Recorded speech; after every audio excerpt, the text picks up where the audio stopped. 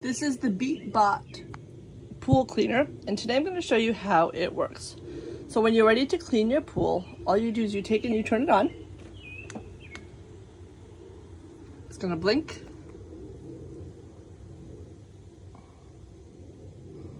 And once it stops blinking, that tells you that it is ready. It's now solid, not blinking anymore, which tells me it's ready to go. I'm going to now carry this over to my pool area, and I'm going to let it sit for 5 minutes.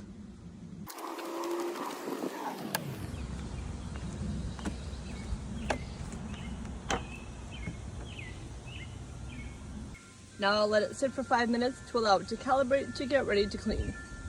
So now that it's been 5 minutes, all you do is you take and you put it into the pool.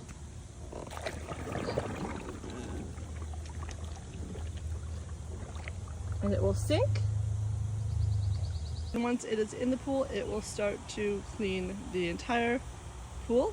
The vacuum will then climb up the side to tell you that it is ready for you to pick it up. Then you will let the water drain out, and once the water is drained out, you will put it back on the stand and it's ready for another use.